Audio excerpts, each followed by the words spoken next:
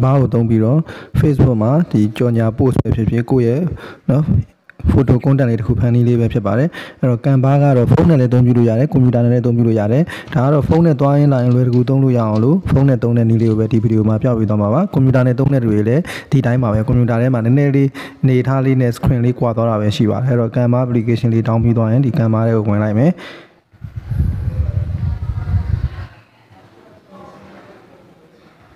အဲ့တော့ Canva လေးကိုဝင်ပြီးသွားပြီဆိုရင် Canva ရဲ့ feature တွေအများကြီးရှိတယ်သူလုပ်လို့ရတဲ့ဟာတွေနော်အဲ့တော့ဒီအောက်မှာရှိတယ်နော်အပေါင်းလက္ခဏာလေးကိုနှိပ်ပြီးတော့လေနော်ကိုလိုချင်တဲ့နေရာလေးကိုသွားပြီးတော့ဒီမှာ mobile video ဆိုရင် video လုပ်ချင် mobile video YouTube video စသဖြင့်နှိပ်ပြီးတော့ဒီလိုမျိုးနှိပ်ပြီးတော့သွားလို့လည်းရတယ်ဟုတ်ပြီနော်ဒီမှာ poster နော်အဲ့လိုမျိုးသွားလို့လည်းရတယ်နော်ဒီမှာအများကြီးပဲပါတယ်ဟုတ်ပြီနော်အဲ့လိုမျိုးသွားလို့လည်းရတယ်ဒါမှမဟုတ်ရင်ဒီအပေါ်မှာပေးထားတဲ့ဒီဘာကနေပြီးတော့တစ်ဆင့်ပြီးတော့လည်းသွားလို့လည်းရတယ်အဲ့တော့ဒီမှာ social media post ကိုဖန်တီးမှာဖြစ်တဲ့ကြောင့်လို့ social media တွေကိုဝင်လိုက်မယ်ဝင်ပြီးတော့ social media မှာကိုလုပ်ချင်တယ်လုပ်လို့ရတယ် Instagram post နော် Facebook post Instagram story WhatsApp status Facebook cover Instagram reel TikTok video YouTube thumbnail နော်ဒါတွေအကုန်လုပ်လို့ရတယ်အခုဒီမှာတော့ Facebook post လေးလုပ်နည်းကိုပြပေးသွားမယ်အကုန်လုံးတူတူပါပဲ YouTube thumbnail လုပ်မယ်ဆိုရင်လည်းတူတူပါပဲအဓိကနော်မှာပဲထဲကိုဝင်လိုက်နှစ်မျိုးပေါ်လိမ့်မယ် create blank ဆိုတာလေးပေါ်မယ်နောက်တစ်ခုကဒီမှာ template တွေနော် template တွေပေါ်မယ်အဲ့တော့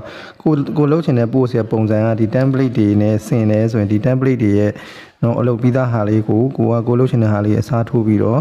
edit လုပ်ပြီးတော့လည်း post တစ်ခုအမြန်ဆုံးဖန်တီးခြင်းလည်းရတယ်ကိုပုံလေးတွေပြောင်းထည့်တာတို့စာသားလေးတွေပြောင်းထည့်တာတို့ဒါမျိုးလေးလုပ်လို့ရတယ်တချို့ template လေးတွေကြတော့လည်းကောင်းတယ်ဆိုတာသူ template မှာကြတော့သူ့ရဲ့အယောင်တွေပါဆက်ထားတွေကနော်သူရဲ့ဒီ design ကိုတေချာချထားပြီးသားဖြစ်တဲ့ကြောင့်မလို့ဒီ template လေးကိုယူသုံးရင်လည်းအဆင်ပြေတယ်။နောက်မှဆိုဒါဒီ template လေးကိုယူသုံးမယ်ဆိုရင်ဒီနေရာလေးမှာ template ကိုရွေးလိုက်ပေါ့နော်။ Okay အဲ့တော့ကိုကဒီနေရာမှာကိုစာသားလေးကိုပြောင်းထည့်ခြင်းနဲ့ဆိုဒီနေရာမှာကိုစာသားလေးကိုပြောင်းထည့်လိုက်ပေါ့။ဥပမာဆိုရင်ကိုရဲ့ဒီမှာကိုရဲ့ product ပေါ့နော်။ဥပမာထားပါတော့ကိုကဒီမှာဆိုရင် coffee product တစ်ခုဆိုလို့ရှိရင်လည်းထားပါတော့ new coffee ဒါဥပမာပေါ့နော်ကိုလုပ်ချင်တဲ့အားလေးအဲကြောင့်ကိုကသူလုပ်ကြည့်ပေါ့နော်ကိုကသူလုပ်ကြည့်ကြားလေးကို design လေးမျိုးစုံလေးဆင်ပြေအောင်ညှိပေါ့နော်ဒီနေရာလေးတွေကိုဒီမှာစာသားလေးပြောင်းနေတယ်ဆိုရင်လည်း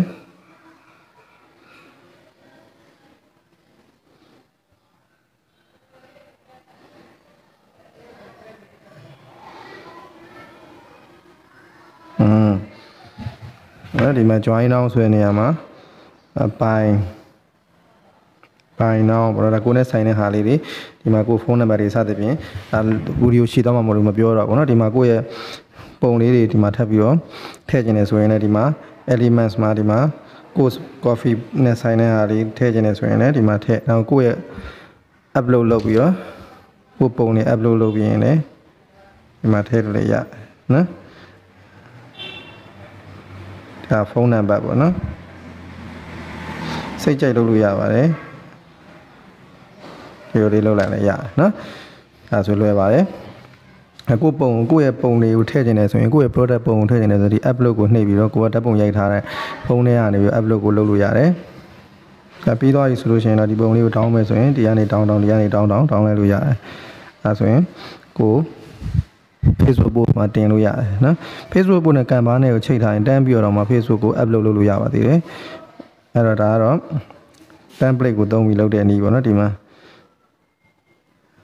နောက်တစ်ခုကတော့ဒီမှာ resize with one click ဆိုတာကိုထပ်တိုးတာ new feature ပေါ့နော်ကိုက Facebook post နေနဲ့ဒီမှာရေးထားတာကိုဒီမှာထပ်ပြီးတော့ resize with one click ဆိုတာနှိပ်လိုက်ပြီးတော့ဘာလုပ်ချင်ဘာတခြား site ကိုတခြား canvas site ပြောင်းရင်ပြောင်းလို့ရတယ်နော်ဟိုမှာ Facebook post ကနေပြီး Instagram post ပြောင်းနေတာလားနော်တန်းပြီးတော့ပြောင်းလို့ရတယ်နော်ကဲအဲ့တော့နောက်ထပ်ပြီးတော့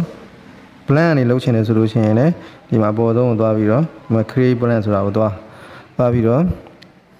elements တို့ဘာလို့ရနေပြီးတော့ကိုထည့်ခြင်းနဲ့ design တွေထည့်ပြီးတော့ဖန်တီးလို့ရတယ်အဲ့တော့ဒီမှာ elements တွေမှာဝင်ပြီးတော့ကိုကဒီမှာ share ကြီးအစားတော့ပေါ့နော်အမှ pizza ကို upload လုပ်ထားတဲ့ပုံမှန်ဖြစ်ဖြစ်ဒီမှာထ က်နော်ကာလာကြိုက်တာပြောင်းလို့ရတယ်နော်ကြာတော့ဒီဇိုင်းရဲ့သဘောတရားတွေနားလည်ရင်တော့ပို့ပြီးတော့ကောင်းတယ်နော်โอเคဒီမှာစာသားထည့်ခြင်းနေဆိုရင်လည်းဒီမှာtext ကိုနှိပ်နော် heading ဆိုရင် heading နဲ့တော့စာသားဒီဇိုင်းတွေလုပ်ပေါ့နော်လုပ်ပြီးရင် download လုပ်လိုက်ရင်ရပြီအဲ့တော့ဒါကတော့ Facebook post ကိုဖန်တီးတဲ့အလွယ်သုံးဖန်တီးတဲ့နည်းလေးပါကိုကသူလုပ်ကြည့်ပါလုပ်ကြည့်ရင်လည်းပို့ပြီးတော့တည်လာမှာဖြစ်ပါတယ်အဲ့တော့ဒီဗီဒီယိုလေးကိုတော့တစ်လောက်နဲ့ရက်လိုက်ပါမယ်နောက်ထပ်ပြီးတော့ကံမနဲ့ပတ်သက်ဗီဒီယိုတွေလည်းဆက်ပြီးတော့ရှင်းပြတာရှင်းအောင်ပါ